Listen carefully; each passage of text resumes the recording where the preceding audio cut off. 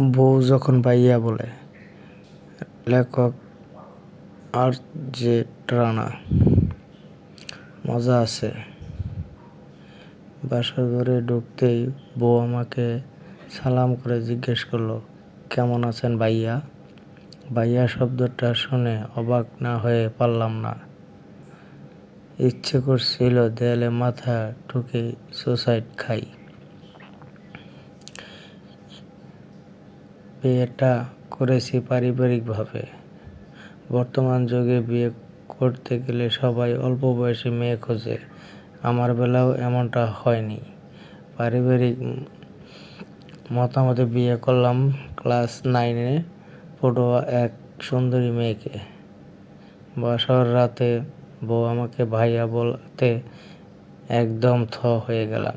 প্রশ্ন করলাম, আমাকে ভাই বলছো কেন?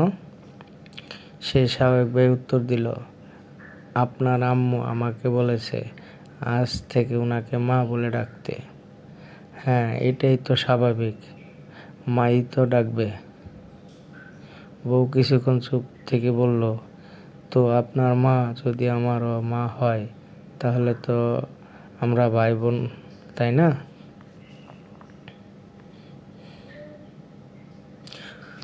বউয়ের যুক্তি দেখে দু চোখ থেকে আবেগে আধা ফোঁটা জল গড়িয়ে পড়ল। অধিক চোখে পাথর হয়ে খাটের এক কোণে বসে রইলাম। এই যে ভাইয়া, শোনেন। ভাইয়া ডাকটা শুনে দুঃখে আমার কলিজা ফেটে কিডনিতে গিয়ে লাগলো। জন্ম থেকে এ পর্যন্ত যতটা মেয়ের প্রতি ক্রাশ খেয়েছি, সবগুলো মেয়ে আমাকে ভাইয়া বলে আমার প্রপোজ করাতে পানি ঢেলে দিয়েছে। শেষ পর্যন্ত আমার বউ আমার ভাইয়া ডাকটা বাদ দিল না। এই জীবন রেখে কী লাভ? ইচ্ছে হচ্ছে মেয়েটাকে বিষ খাইয়ে আমি সুসাইড করি। নিজেকে সামলে সাড়া দিয়ে বললাম, হ্যাঁ বলো বইনা, একটা বিড়াল এনে দিবেন? বউয়ের মুখে এমন কথা শুনে অবাক হয়ে ওর দিকে মুখ ঘুরিয়ে বসে বললাম, বিড়াল দিয়ে কী করবে শুনি? ভাবি বলেছিল বাসর রাতে বিড়াল মারতে যেন ভুল না করি। একটা মানুষ কি করে এতটা গাদিরাম হতে পারে চিন্তা করতে লাগলাম। চিন্তায় ব্যাঘাত ঘটিয়ে আমার হাতে একটা ধাক্কা দিয়ে মাইশা বলল, এনে দিল না একটা বিড়াল? ছলছল নয়নে ওর দিকে তাকালাম। মেয়েটার চেহারা বেশ মনোমুগ্ধকর, মায়া ভাব আছে, কিন্তু মাথায় যে গিলো বলতে কিছুই নেই। সেটা আমার আর বোঝার বাকি রইল না। বললাম, আচ্ছা ঠিক আছে, কালকে বাজার থেকে একটা বিড়ালের বাচ্চা এনে দিব তোমাকে। কিন্তু ভাবি তো বললো প্রথম রাতেই বিড়াল মারতে।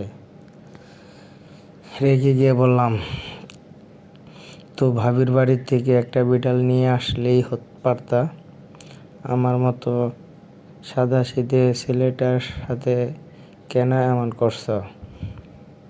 ও চুপচাপ শুয়ে পড়ল বিছানায়। বউয়ের কার্যকলাপ দেখে মনে হচ্ছে আজকেও আমাকে ব্যাচেলারদের মতো রাত কাটাতে হবে। সব ইচ্ছে মনের মধ্যে ধামাচাপা দিয়ে মাঝখানে একটা কোলবালিশ দিয়ে আমি শুয়ে পড়লাম। মাঝরাতে বউ আমাকে মাঝের কোলবালিশটা সরিয়ে আমাকে জড়িয়ে ধরে বলল, ভাইয়া আমার না খুব ভয় লাগছে। আমি কথা না বাড়িয়ে ওর কানের কাছে মুখ দিয়ে বললাম, মাঝরাতে এখানে ভূত আসে, আলাদা কাউকে দেখলেই চাপড়ে ধরে। ভালো করে জড়িয়ে ধরো আমাকে। আহ, কি রোমান্টিক অনুভূতি। মনে হচ্ছে এই বুঝি ব্যাচেলর লাইফটা কেটে গেল আমার। বউয়ের মুখে ভাইয়া ডাক শুনতে শুনতে কান আমার ঝালাফালা। ছুটি থাকা সত্ত্বেও বেরিয়ে গেলাম অফিসের উদ্দেশ্যে। কিছুক্ষণ পর পর মাইশা আমাকে কল দিচ্ছে, রিসিভ করতে বলছে। বাসায় কখন আসবেন ভাইয়া? বাসার ফেরার পথে বিড়াল আনতে ভুলবেন না কিন্তু। আজকে যে করেই হোক বিড়াল মারতে হবে। কথায় কথায় ভাইয়া বলাটা বোধ হয় মাইশার একটা বদঅভ্যাস। কিছু বলার সাহস ছিল না কোনোবারই। শুধুমাত্র হ্যাঁ বলেই কল কেটে দিচ্ছি প্রতিবার। বিকেলে যখন ক্যান্টিনে খাওয়া দাওয়া করে বিশ্রাম নিচ্ছিলাম, তখন আম্মু কল রিসিভ করতে বললেন। বাবা, মাইশা আমাকে শুধু শুধু প্রশ্ন করছে, ভাইয়া আসবে কখন? আসার পথে মাইশার ভাইয়াকে কল দিয়ে নিয়ে আসিস তো। আবেগে দু চোখ বেয়ে বেয়ে আড়াই ফোঁটা জল গড়িয়ে পড়ল। ঠিক আছে বলে কল কেটে দিলাম।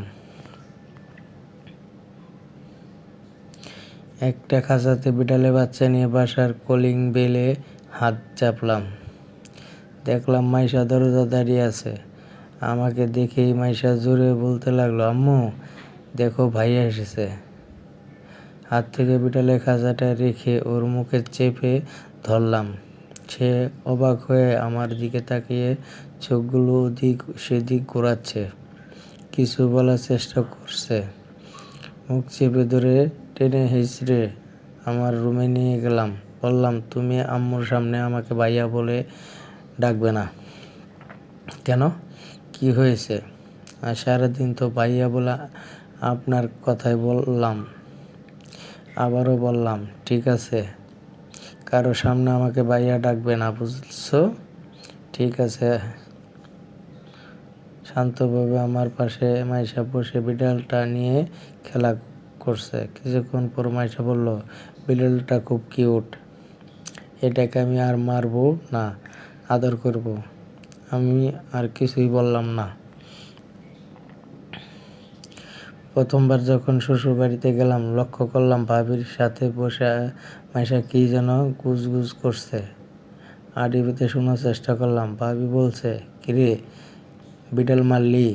মাইশা উত্তর দিল, উনি বিড়াল কিনে এনে দিয়েছিলেন, কিন্তু বিড়ালের বাচ্চাটা দেখে খুব মায়া হলো, তাই এটাকে বাসাতেই রেখে দিয়েছি।